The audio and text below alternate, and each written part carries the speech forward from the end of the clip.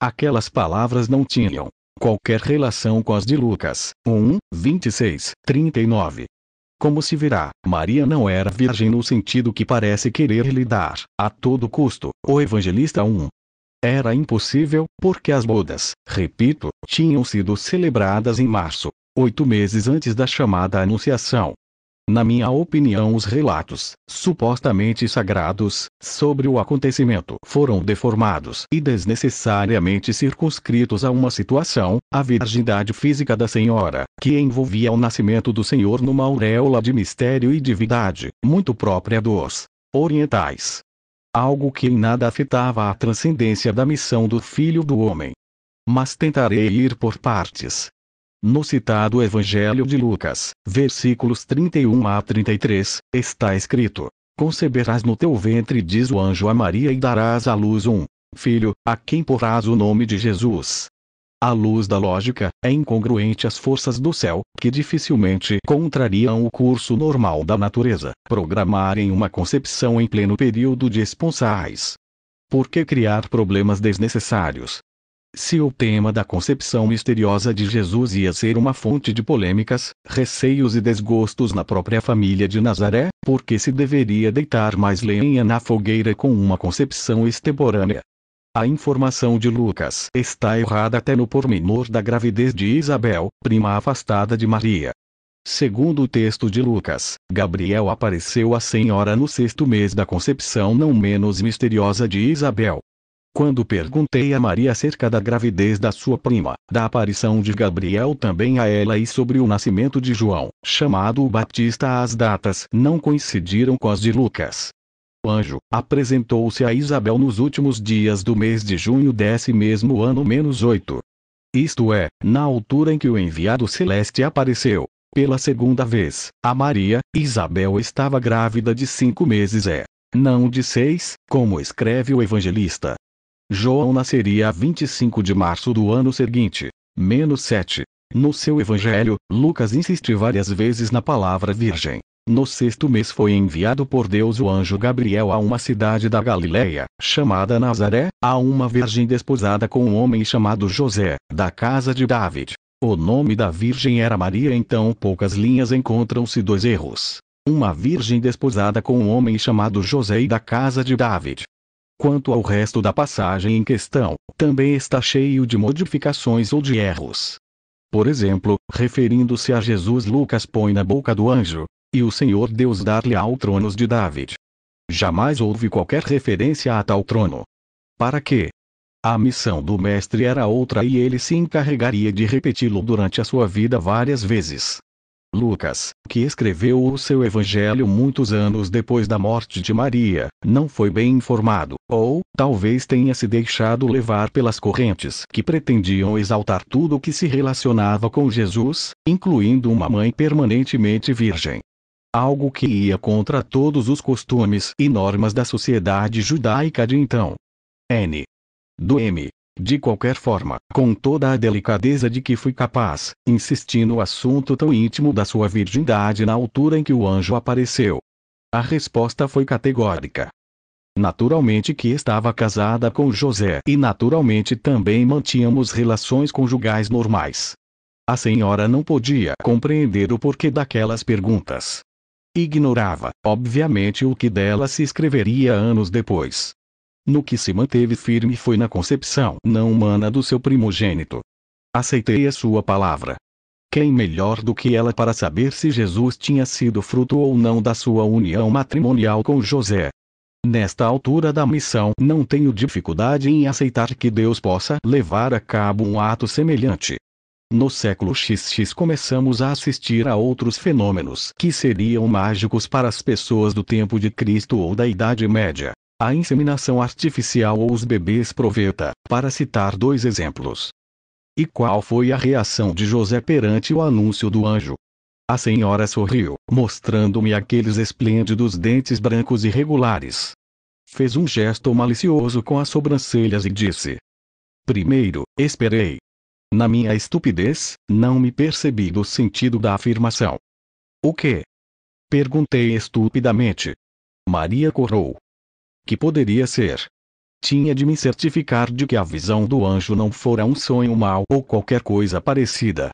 Poucas semanas depois, quando já tinha a certeza da minha maternidade, falei com ele. E que disse ele? O meu esposo sempre teve grande confiança em mim. Mas como era de esperar, sentiu-se mal. Desassossegado. Não conseguiu dormir durante vários dias. Mas, isso sim, nunca me acusou de nada impuro. Duvidou, é claro, da história de Gabriel. No entanto, pouco a pouco, acreditou nas minhas palavras. Surgiram então outros problemas. Animei-a a que me contasse.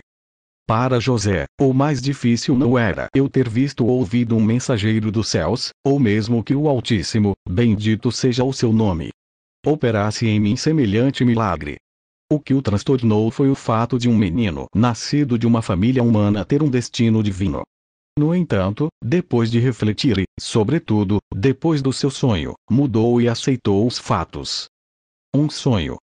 Intervim, como se nada soubesse. Sim, uma noite acordou sobressaltado. E contou-me que um mensageiro brilhante lhe tinha dito o seguinte: José, apareço-te por ordem daquele que agora reina nos céus. Recebi o encargo para te dar instruções sobre o filho que Maria vai ter e que será uma grande luz neste mundo.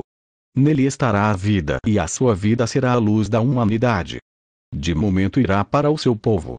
Mas este aceita-lo com dificuldade. A todos os que o acolherem ele revelará que são filhos de Deus. Depois desta experiência dramática, deixou de duvidar. Fiquei em silêncio. Aquela versão também não se assemelhava à do evangelista Mateus. No capítulo 1, versículos 19, 25, diz textualmente o escritor sagrado: E José, seu esposo, sendo justo e não a querendo difamar, resolveu repudiá-la em segredo. Assim o tinha ele planejado, quando o anjo do Senhor lhe apareceu em sonhos, dizendo: José, filho de David, não temas receber Maria como tua esposa, porque o que nela foi concebido é do Espírito Santo. Dará à luz um filho, a quem tu porás o nome de Jesus, porque ele salvará o seu povo dos seus pecados. Tudo isto aconteceu para que se cumprisse o oráculo do Senhor por meio do profeta: Eis que a Virgem conceberá e dará à luz um filho, e por-lhe-ás o nome de Emanuel, que traduzido significa Deus conosco. Despertando José do sono, fez como o anjo do Senhor lhe tinha mandado, e aceitou a sua mulher. E não a conhecia, até que ela deu à luz um filho, e pôs-lhe o nome de Jesus. A passagem em questão está cheia de manipulações, quer do próprio Mateus, quer dos que copiaram a sua versão original, a aramaica, que se perdeu. Se José era justo, se poderia argumentar, por que ia ele repudiá-la em segredo? A justiça, naquele tempo, era interpretada como cumprimento rigoroso e justo da lei. Isso significava o divórcio imediato e, talvez, o apedrejamento de Maria. Segundo problema: se Mateus tivesse consultado Maria, dificilmente se teria atrevido a pôr na boca do anjo o qualificativo de filho de David para o esposo da senhora. Terceiro: mesmo aceitando que Maria e José se tivessem encontrado durante o período dos esponsais, por que ficar espantado com a gravidez? Relações sexuais na primeira fase eram toleradas? É claro que na versão original não se diz que ele salvará o seu povo dos seus pecados. O evangelista, como judeu que era, supondo que tenha tido acesso ao verdadeiro texto da mensagem, ignora a semi-acusação do anjo ao povo, o seu, que aceita-la com dificuldade. Por último, a respeito das supostas profecias sobre o Messias e a virgindade de sua mãe, tendo em consideração as lacunas, manipulações e contradições de que fora testemunha, tudo era possível. Até mesmo que fossem interpolações muito posteriores à vida de Jesus, para fazer encaixar a desnecessária virgindade.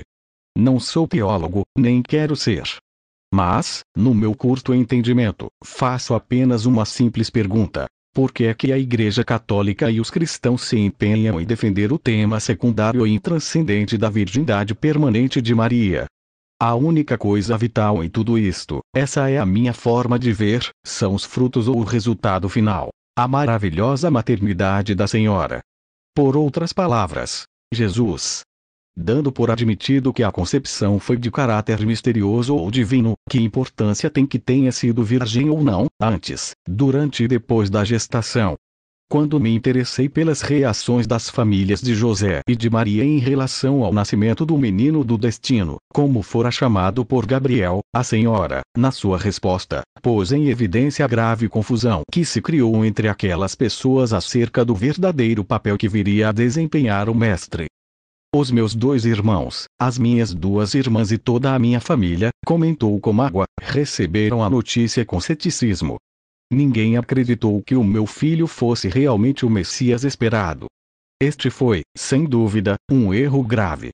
Em nenhuma das 2 mensagens celestes, na de Gabriel e na do sonho de José, se menciona sequer que Jesus fosse um Messias, ou libertador, ou que Deus lhe fosse dar o trono de David, como pontualiza Lucas. Os judeus esperavam o Messias, é verdade. Mas não de origem divina. A convicção popular associara-o a um guia ou libertador político, que faria da Palestina uma nação forte e poderosa. A péssima interpretação das palavras dos anjos viria a ser uma fonte interminável e terrível de conflitos entre os que conheceram Jesus, incluindo sua mãe e seus irmãos. Mas não quero meter-me neste espinhoso e fascinante problema. Quando examinarmos o comportamento de Maria durante a juventude do seu filho, haverá tempo para comprovar tudo o que digo. Os inimigos de Jesus tinham razão numa coisa: o rabi da Galileia não podia ser o Messias. Se a origem do mestre era divina, como ele próprio se encarregou de afirmar pública e categoricamente, o seu papel devia ser outro, mas não o de libertador do povo de Israel. Hoje, todos nós que conhecemos a mensagem de Cristo estamos de acordo com essa premissa.